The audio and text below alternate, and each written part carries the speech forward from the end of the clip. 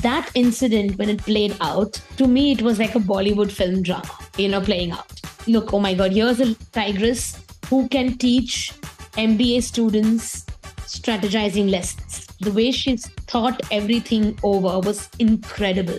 For a wild animal whom we usually typecast as a carnivore, as a predator with killing instincts.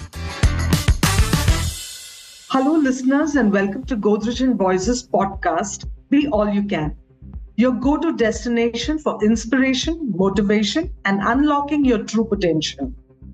Crouched behind shards of grass, she waits for hours on end to get the perfect shot at her target.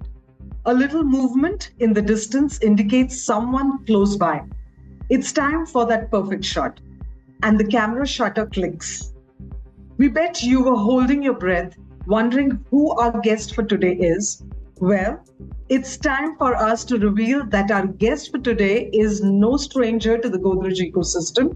She's also a Nat Geo explorer, TEDx speaker, and filmmaker. Welcome, Aishwarya. It's so good to have you back here with us. We should get you an honorary Godrej ID card as well now. Welcome, Aishwarya, to Be All You Can. Thanks so much, Pramila. It's wonderful to be here. Thank you for having me. So, Aishwarya, let's jump right in. We believe you started photography at the mere age of 12. Tell us what inspired you to start wildlife and nature photography. So, I think the inspiration came from my own backyard because my childhood was spent in a very green place called Panvel. I still live in Panvel. And I had all kinds of wildlife in my own backyard. I remember my daddy reading to me the Mahabharata, and I used to see fireflies dance in my balcony. So that connection and being able to connect with nature at a very early age truly helped me forge a very deep bond with wildlife and with nature. And my father is a member of the Bombay Natural History Society, which is BNHS. So I used to basically go with him on wildlife trips and his tours and everything. So I began getting acquainted with nature, with wildlife, national parks, and all of that. And at the same time, I was also learning about climate change, global warming and stuff like that during school. I began seeing those changes in the very landscape around me. So forests where I used to once play, that was replaced by highways. Mangroves and wetlands gave way to polluting industries. And I also began seeing a lot of newspaper articles about tiger poaching and tiger deaths in various national parks. So seeing all of this transpire around me really awakened the desire in me to protect wildlife. And at the young age of 10, 11, I didn't know what else to do apart from pick up the camera because I felt that was the most powerful tool that I had. And of course, watching Sir David Attenborough on television was another inspiration that I wanted to grow up and be like him. So I said, why not start early, pick up the camera at this age? So I pestered my daddy to give me a camera, and he gave me as a birthday gift. And that's how the journey began. Oh, that's so good because I'm sure most of us can relate to that being in Godrej. At GNB, we value environment stewardship, engaging in actions that help nurture and protect the planet. How does nature inspire you? Oh, that's a very good question. Nature actually teaches you a lot. I have learned patience. Nature teaches you resilience. She teaches you to be perseverant. So there's a lot of things that I have picked up personally in my life just by observing wildlife and by going out on various trips to jungles. So true. How has photography and with cinematography that you do, how has that fueled your passion and purpose to save and protect the environment? So it fuels on two different levels, I would say. One is whenever I take up any project, it offers me a window into the natural world, into this secret world of our wildlife and our biodiversity, which a lot of people, they don't have access to this world. I feel really grateful that I get to do this job because it offers me a kind of an access to see behaviors which may not be documented before, to see a very close and intimate portrait of the life of animals in the wild, be it tigers, be it big cats that I've worked with. So I've been really fortunate to actually see a tigress train her cubs to hunt. I've seen Asiatic lionesses and the pride and the pride dynamics as it unfolds, to see the Indian leopard, which is very, very elusive, and yet capture incredible hunting behavior of them. It's not just about always clicking pretty pictures. It's about what you do with those pictures as well. So for me, the films and the documentaries I direct and produce, or be it the photographs that I click, they need to have a bigger purpose in life. I kind of work in two different spheres. One is traditional blue chip natural history stories, where you have pristine wildlife and amazing landscapes, and you showcase the very pretty side of nature to the audience, and thereby kindling a love for nature within them when they see it. And the other side is the more impact driven side, which is impact documentaries, which I target in terms of hard hitting issues, be it environmental issues like wildlife trafficking, human wildlife conflict, or coexistence for that matter. So, by bringing these issues through the documentaries to the forefront, people also realize what they're losing. And it's not just about doom and gloom stories, it's about rekindling hope that all is not lost. Wow, that's so inspiring. And, I've told you this before, I really envy what you do. Yeah, being in wild, Aishwarya, how do you approach capturing the behavior of elusive and endangered species? That's a long process. It starts at the desk, okay, on your laptop. I spend hours and hours looking through websites, research papers, reading about animal behavior. Then I look at the location, basically pre visualizing the kind of content that I can capture on field. And of course, a lot depends on the luck. If on the field I'm able to capture the kind of shots I want, great. 99% of the time, that's not the case. The weather plays a big role, and also it of course depends on being at the right place at the right time. I narrate my first experience with a hunt, that I saw a tigress killing and training her cubs basically to hunt. It was a moment which I had never anticipated would unfold.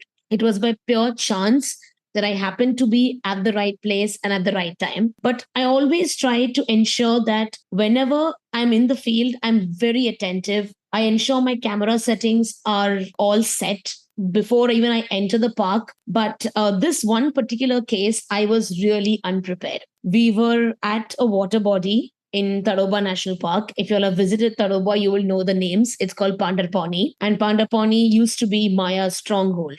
And Maya is a tigress, or was a tigress, who I think the world all knows. She was one of the most photographed wild Bengal tigresses. She was my favorite as well among the big cats. I'm very biased towards her because she happens to be a tigress I followed right from the age of 15. So I have a very deep connection with Maya, and I still do. Unfortunate that she's no longer visible. Yeah, coming back to the story, we were at Pandrapani. It was mid afternoon, and it was afternoon safari. We were waiting. Her three cubs were supposed to be somewhere in the vicinity, and we saw Maya. She was at Pandrapani. She drank water and then she disappeared behind a mud bank. After that, a barking deer came. He also sipped a few drops of water and then scurried right up the mud bank. Then one of the cubs came out and sat near the water's edge, and I was okay. I clicked a few frames of the cub and I thought, okay, why not make some videos? So I switched my camera to video mode and I just was recording. Now, out of the corner of my right eye, in my peripheral vision, I see the barking deer jump out from behind the mud bank, Maya chasing it. I didn't know what to do. Luckily, if probably I had turned my camera towards the barking deer, I would have lost the shot completely. But some instinct told me to stay focused on the cub, which I did. And I saw the cub run. The barking deer came right towards the cub. And then the other two cubs appeared out of nowhere from the bushes nearby, and they killed the barking deer. So Maya just chased the barking deer towards her waiting cubs, and the cubs did the job. And that was the first time that anyone in Tadoba had actually seen a tigress train her 11-month-old cubs to hunt. It was three cubs. And it was my most prized moment in my film as well. And that moment I was never prepared for. I mean, wow, Aishwarya, you took me back to 10 years when I had my first experience in Tadoba, and it was a kill that even I Oh, was too far wow. away to capture it. Yes, but it was my first safari and I got that tiger kill. Wow, that's really lucky. I mean, I know people who have gone to the jungle for 10, 15 years and have not seen a single kid. Yes. After listening to you, I think I should ask you this question. How do you balance the need to get the perfect shot with the ethical consideration of wildlife conservation? Thank you for asking me that, because that I feel is really important right now. I see a lot of people picking up the cameras and turning photographers and posting pictures on Instagram. But if you're a true photographer, you really need to know where to draw the line between having that urge to get the shot and of course shooting ethically and responsibly so that you do not disturb the animal. I, for one, ensure there's a considerable amount of distance between the animal and me to ensure that the animal is comfortable. For me, the animal's comfort is of prime importance. And when I shoot in parks, especially national parks, where tourism is very high, I see this a lot, the crazy amount of stress that tourists put on these animals, especially big cats. And it is scary. The animal it gets really frightened. I mean, people are screaming, there's a child crying, gypsies, buzzing around the animal and really going right over it sometimes. That is scary for me. I mean, I see that and I wonder, what is this the future? Is this sustainable tourism? But as a responsible photographer and a filmmaker, it's your job, your duty rather, to ensure that you don't put that kind of pressure and stress, one, on your teammates or and your the forest staff itself, and of course on the animal. Give them the respect and they will respect you. Absolutely. I agree with you completely. Well, this one is from one lady, a wildlife photographer, to another. Wildlife photography is something that must be taking you to remote, unexplored places, many a times in the scorching heat to freezing cold. How do you push yourself to step out of your comfort zone? That is so true. I mean, you really have to push yourself if you need to get out of the box creative shots. I've gone through extreme cold, extreme heat, standing in 48, 50 degrees Celsius of Rajasthan heat to ensure that we get leopard shots. That is, I think that goes as part of the job. The one way I train myself is by ensuring that I stay fit, which is through gym and workouts. So it's all about, having that patience and having that mindset that if it doesn't happen this time, no worries, I'll come back for it. But I won't give up. Till I get that shot or till I get that frame or behavior, I'll just keep going at it. Yes, Aishwarya, I can so relate to this. You believe visual communication has the power to change the world. Can you please elaborate on how we can save the planet through the lens? It definitely has the power to change the world. Storytelling is an extremely, extremely powerful tool. And I think every photographer, filmmaker needs to know that the tool that they have in front of them, the camera, is a weapon with which they can change the world. If you just look at the scenario, as normal people, right? We protect what we love what we understand, and we understand much better when we can actually see something. So that itself gives you the fact that when you see something visually, more than maybe hearing about it or reading about it, it really stays with you, that visual imagery. If I show you a picture of maybe a dried up wetland and a flamingo dead on it, and then talk to you about the need to preserve wetlands for these flamingos, that hard hitting image would itself have kind of made you to realize the importance of wetlands and what will happen if you end up losing these wetlands, not just for the flamingos but for even human beings. So you can really establish that connection. And from there's this wetland called Panje near Uran, and that used to be a wetland that I used to go as a child for birding. Then, as years passed, the entire landscape of Uran transformed from being a birder's paradise to becoming a concrete nightmare. Hundreds of marshes and wetlands and mangroves were completely destroyed for a special economic zone. And today, only one wetland remains, and that is Panje. So, when I got news, this was a couple of years ago. So, I was told that Panje was also going in for development. And that was something that I did not absolutely want to happen. So I thought, what better way? My mom gave me an idea that you have so many videos with you. Why don't you put them together and make a short film? So that became my first short film, actually. So I joined those videos together on Premiere Pro. I had no clue of editing at that point. I learned that from YouTube and made one short documentary of 19 minutes. And I shared that on YouTube. And I also began circulating that to NGOs and to the local fishing community. So I'd taken all their perspectives as well. So I began sharing the video. I put that on YouTube, and the video gained traction. And after that, DD National picked up the film to be aired for Diwali weekend. And it also inspired a signature campaign to protect Panje. And after that, there's been a lot of campaigns that have gone on to protect that one wetland. And a couple of months back, I think in 2022, if I'm not wrong, or early 23, Panje was listed as part of the National Wetland Decadal Change Atlas. Okay, and it was also given as a wetland of importance on the Central Asian flyway. So that really brought about the protection that Panje requires. So that was the film, and the photographs really acted as a catalyst in driving that change and bringing the attention that that wetland deserves. Aishwarya, this is so inspiring. I've always thought how a wildlife photographer can help or contribute towards wildlife conservation, and this is an awesome story. I'm so proud of you. Thank you so much. And for me, it's not just that one story. I mean, Panje has, of course, been a very integral part of my work. But wildlife crime is something that I'm equally, passionate. And a lot of people don't know that the Indian star tortoise is the world's most trafficked tortoise. It's believed to be a symbol of prosperity and good fortune. A lot of people keep them as pets as well across the world, across Asia, even in India. But it's a wild animal at the end of the day. The general perception is that it's bred for breeding and, to keep as pets. But sadly, no.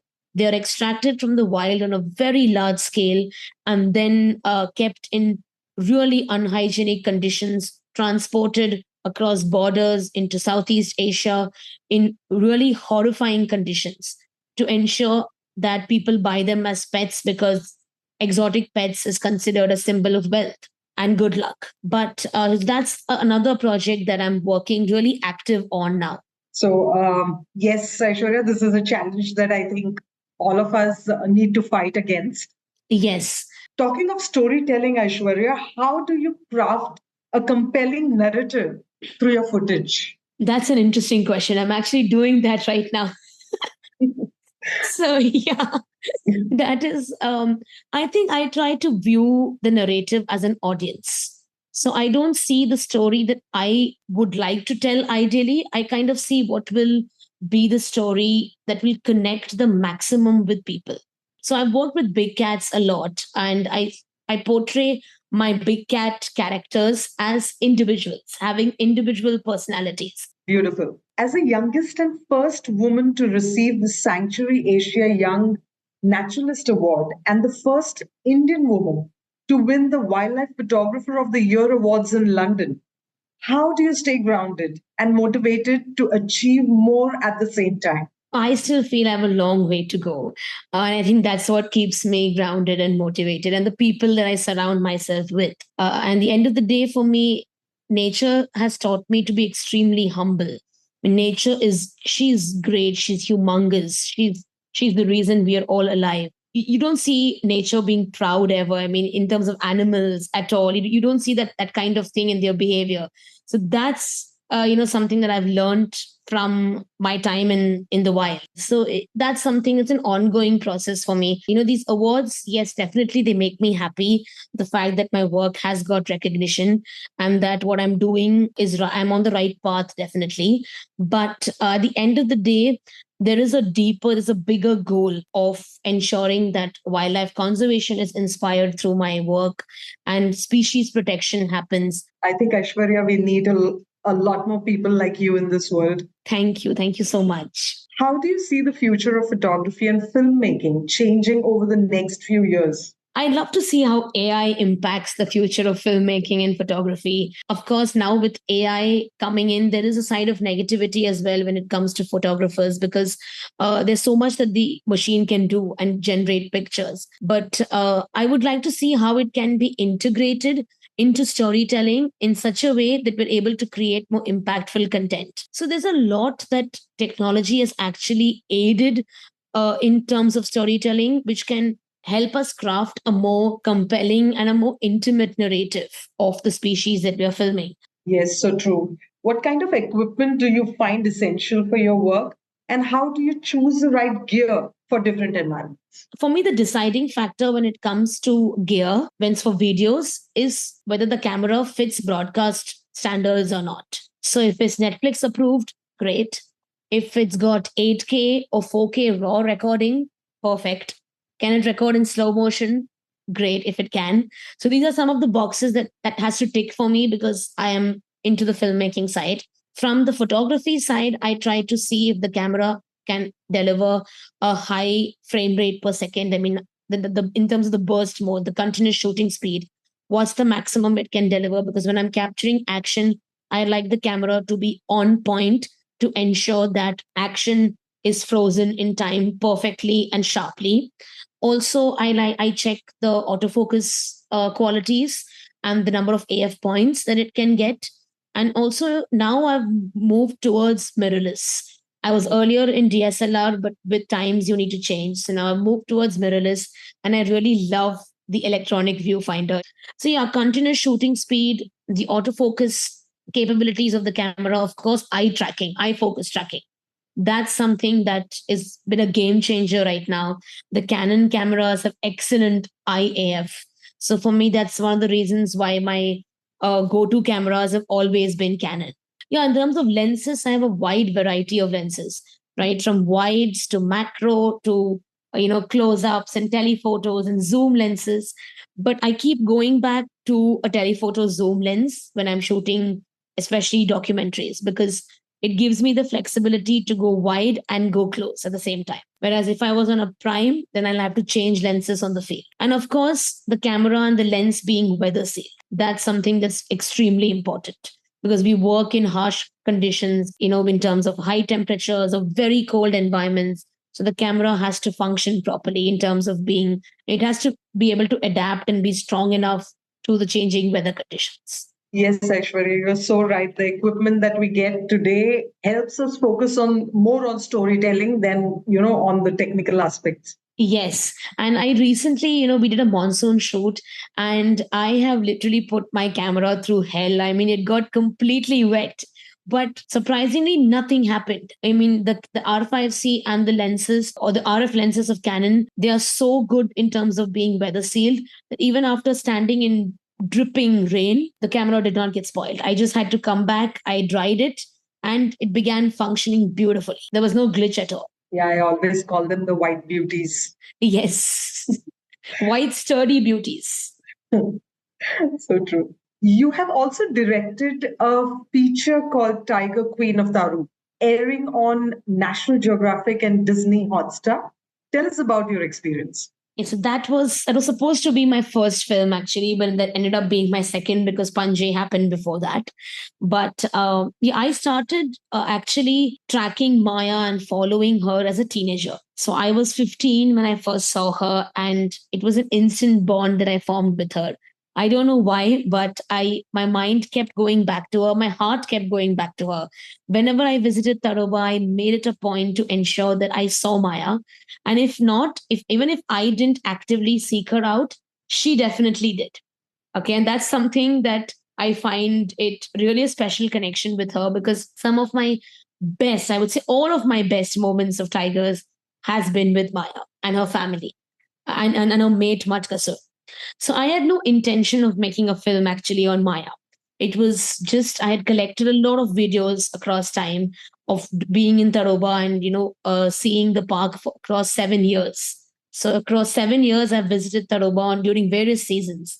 So I had a huge collection of footage. And then there was this one incident in her life that really made me question that she could actually be redefining her wild genetics. So the incident goes that she had her three cubs. This was somewhere around 2015, 2016. Okay, that time period.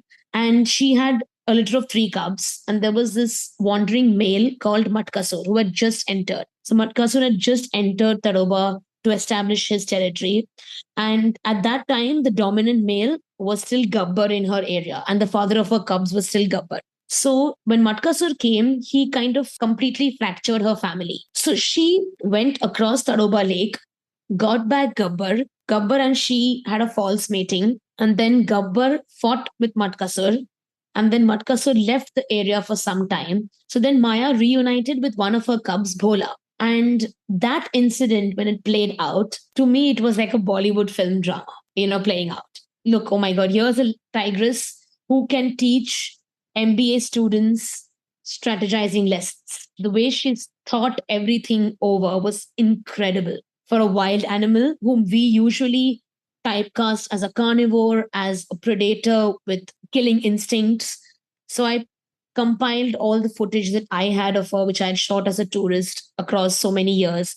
My friends also pulled in their footage, and together we made Tiger Queen of Taru. I wrote the story, I directed the film, and it won in a couple of film festivals. And that's how a distribution company picked it up then, and then National Geographic aired it.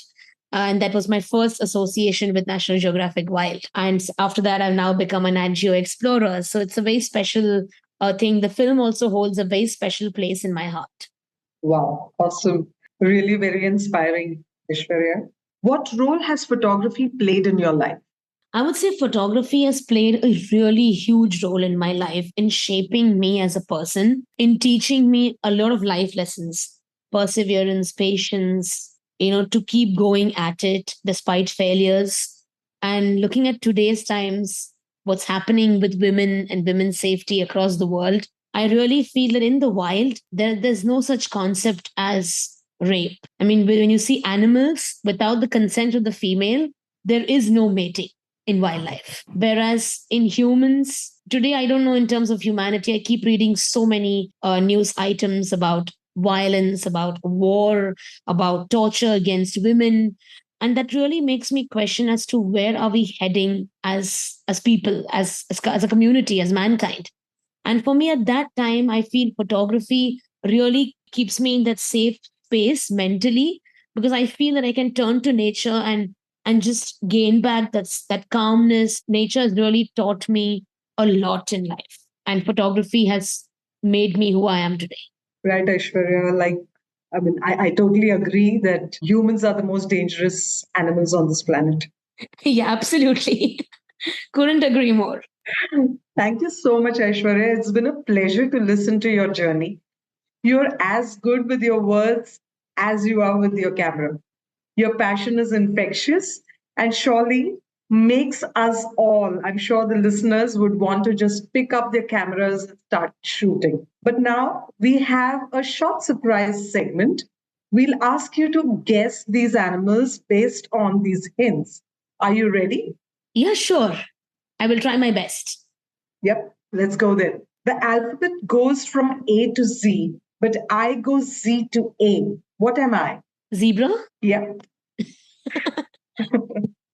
Through a sea of green and islands of brown, leaving a crystal path behind, safe inside a spiral cave, preparing to come out again. What animal am I?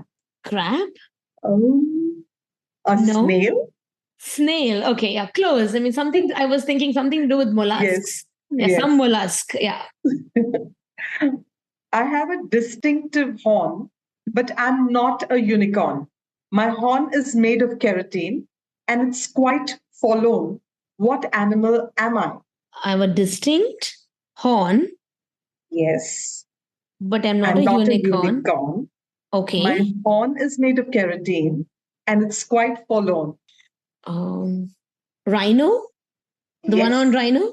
yes. I have a remarkable camouflage ability. I blend in so well. My body changes color to match the ocean's swell. What animal am I? Octopus? Yes, that's all we have for you, Aishwarya. It's been an absolute blast having you on our podcast today. You have surely inspired us to find and live by our passion. And I am sure you have unlocked a deep seated passion for photography for all our listeners. Thank you for inspiring our colleagues with your work and life experiences. Thank you so much. It was a pleasure talking to you, Pramila. Thank you for having me. I enjoyed being on this podcast so much. Thanks for listening to Be All You Can, a podcast by Godrej Enterprises Group, exploring the passion, purpose, and dreams of pioneers. Stay tuned for more stories that inspire action and impact.